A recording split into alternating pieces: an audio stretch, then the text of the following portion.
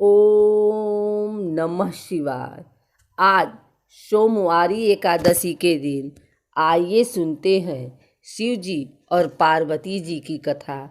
माता पार्वती शिव जी को पति के रूप में प्राप्त करने के लिए घोर तपस्या कर रही थी।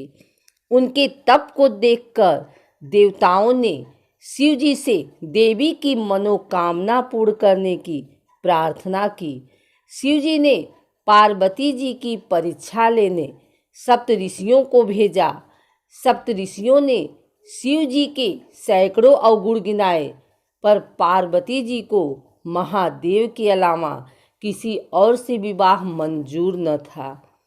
विवाह से पहले सभी वर अपनी भावी पत्नी को लेकर आश्वस्त होना चाहते हैं, इसलिए शिव जी ने स्वयं भी पार्वती की परीक्षा लेने को ठानी। भगवान शंकर प्रकट हुए और पार्वती को वरदान देकर अंतर्ध्यान हुए। इतने में जहाँ वह तप कर रही थी, वहीं पास में तालाब में मगरमच्छ ने एक लड़के को पकड़ लिया। लड़का जान बचाने के लिए चिल्लाने लगा। पार्वती जी से उस बच्चे की चीख सुनी न गई। द्रवित हृदय होकर वह तालाब पर पहुंची। देखती है कि मगरमच्छ लड़के को तालाब के अंदर खींचकर ले जा रहा है। लड़के ने देवी को देखकर कहा, मेरी न तो माँ है, न बाप, न कोई मित्र। माता, आप मेरी रक्षा करें। पार्वती जी ने कहा, हे ग्राह, इस लड़के को छोड़ दो। मगरमच्छ बोला, दिन के छठे पहर में जो मुझे मिलता है उसे अपना आहार समझकर स्वीकार करना मेरा नियम है। ब्रह्मदेव ने दिन के छठे पहर इस लड़के को भेजा है, मैं इसे क्यों छोड़ूं? पार्वती जी ने विनती की, तुम इसे छोड़ दो, बदले में तुम्हें जो चाहिए वह मुझसे कहो। मगरमच्छ बोला, एक ही शर्त पर मैं इसे छोड़ सकता हूँ। आपने तप करके महादेव जी से जो वरदान लिया, यदि उस तप का फल मुझे दे दोगी तो मैं इसे छोड़ दूंगा। पार्वती जी तैयार हो गई।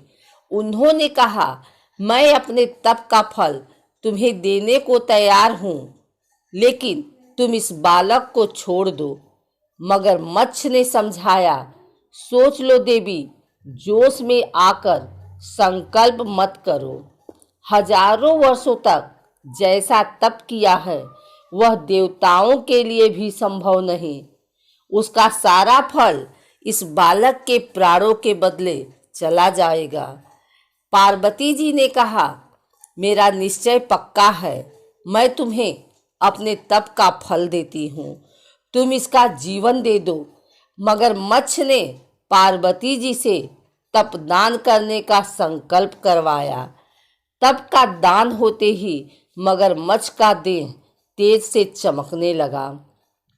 मगर बोला, हे पार्वती, देखो, तप के प्रभाव से मैं तेजस्वी बन गया हूँ। तुमने जीवन भर की पूंजी एक बच्चे के लिए व्यर्थ कर दी। चाहो तो अपनी भूल सुधारने का एक मौका और दे सकता हूँ। पार्वती जी ने कहा, हे ग्राह, तब तो मैं पुनः कर सकती हूँ, किंतु यदि तुम इस लड़के को निगल जाते तो क्या इसका जीवन वापस मिल जाता? देखते ही देखते वह लड़का अदृश्य हो गया। मगरमच्छ लुप्त हो गया। पार्वती जी ने विचार किया, मैंने तप तो दान कर दिया है, अब पुनः तप आरंभ करती हूँ। पार्वती ने फिर से तप करने का संकल्प लिया। भगवान सदाशिव फिर से प्रकट होकर बोले, पार्वती, भला अब क्यों तप कर रही हो? पार्वती जी ने कहा, प्रभु, मैंने अपने तप का फल दान कर दिया है।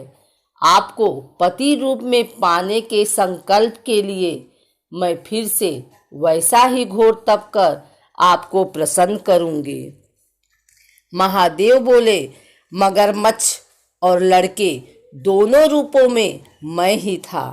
तुम्हारा चित्त प्राणी मात्र में अपने सुख दुख का अनुभव करता है या नहीं, इसकी परीक्षा लेने को मैंने यह लीला रची।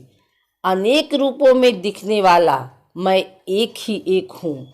मैं अनेक शरीरों में शरीरों से अलग निर्विकार हूँ। तुमने अपना तप मुझे ही दिया है, इसलिए अब और तप करने की जरूरत नहीं है। उसके बाद भगवान शंकर बारात के साथ हिमांचल के यहाँ जाते हैं। हिमांचल उनकी आवभगत करते हैं। बारात तो विलक्षण थी। ऐसी बारात न किसी ने देखी और न देखेंगे। मदमस्त शिव के गढ़ और कोई मुखहीन, कोई विपुल मुख, भस्म लगाए हुए शिव जी। शंकर जी दूल्हा थे, लेकिन सांसारिक नहीं, वह अविनाशी और प्रलयंकर के रूप में थे। सब कहने लगे, दूल्हा भी कभी ऐसा होता है क्या? गले में सर्पहार, शरीर पर भस्म लपेटे हुए। उनको क्या पता था कि वह दूल्हे के नहीं बल्कि साक्षात शंकर जी के दर्शन कर रहे हैं। 3 दिन तक बारात ने वहां प्रवास किया।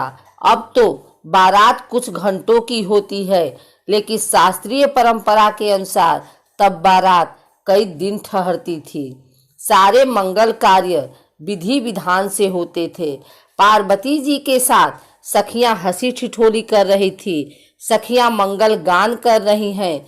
सब लोग शंकर जी की जय जयकार कर रहे हैं। फिर आया फेरों का वक्त।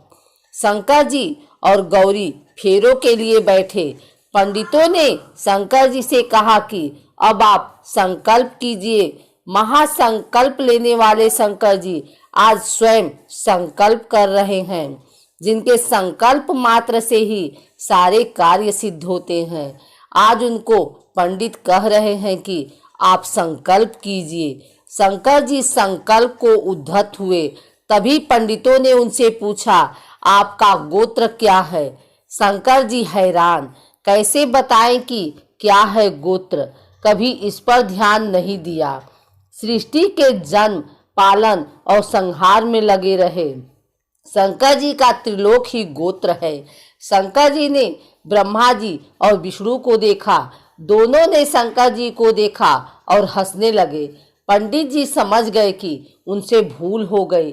पंडित जी ने फेरे कराए और वहीं पर जयमाल की रस्म हुई।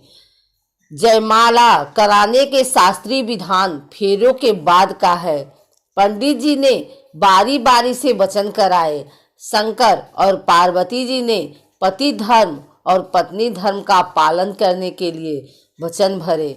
इस प्रकार भगवान शंकर का विवाह पार्वती जी के साथ संपन्न हुआ। बारात जब भी विदा की अनुमति मांगती, हिमांचल रोक देते, अभी थोड़ा रुको न, अभी थोड़ा रुको न। 3 दिन बाद बारात की तरफ से शंकर जी ने अनुमति मांगी तो हिमांचल ने और रोक लिया। हिमांचल बारात को नहीं रोक रहे थे, इसके पीछे उनका पितामह था। वह अपनी लाडली पार्वती को विदा करने का साहस नहीं कर पा रहे थे। करते भी कैसे, पिता का मोह होता ही ऐसा है।